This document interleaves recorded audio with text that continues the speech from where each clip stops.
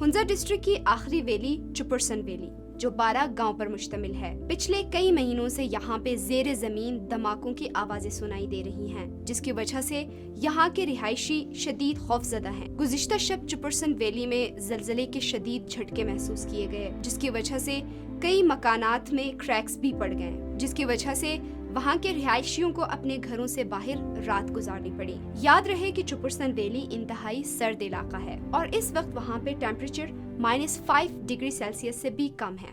اور رات میں سردی کی شدت میں مزید اضافہ ہو جاتا ہے۔ وہاں پہ زندگی مشکل تھی ہی، لیکن موجودہ صورتحال نے وہاں کے رہائشیوں کے لیے زندگی اور مشکل بنا دی ہے۔ وہاں پہ لوگوں سے رابطہ کرنے پر معلوم ہوا کہ کئی مہینوں سے زیر زمین یہ دھماکے جاری ہیں، لیکن گورنمنٹ کی جانب سے کوئی اقدامات نہیں کیے جا رہے ہیں اور نہ ہی ان دھماکوں کی وجہ معلوم کی جا رہی ہے۔ لوگوں کا یہ بھی کہنا تھا کہ اس ایمرجنسی صورتحال میں کئی ہفتوں سے ایسکوم 4G کی سروس بھی معطل ہے اور ایسے صورتحال میں ایسکوم 4G کا نہ ہونا انتہائی الارمنگ ہے۔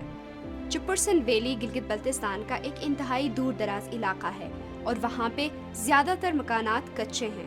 لوگوں کا کہنا ہے کہ ایک دن میں ان کو 35 سے 40 دھماکوں کی آواز تھرو آؤٹ دا ویلی سنائی دیتی ہیں اور انتہائی ٹھنڈ میں بچے، بوڑھے سب کو گھروں سے باہر رات گزارنی پڑتی ہیں۔ لوگوں کا یہ بھی کہنا ہے کہ اس سے پہلے کہ کوئی بڑا حادثہ رونما ہو جائے، گورنمنٹ کو جلد از جلد اس علاقے میں کوئی سروے کنڈکٹ کرنی چاہیے اور ان دھماکوں کی وجہ معلوم کرنی چاہیے، اور ساتھ ہی ساتھ اس ایمرجنسی صورتحال میں ایسکوم 4G کو جلد از جلد بحال کرنا چاہیے۔ یاد رہے کہ چپرسن ویلی کے 12 گاؤں میں سے 4G سروس صرف 3 گاؤں میں موجود ہیں، لیکن وہ بھی اس وقت کئی ہفتوں سے بند ہے۔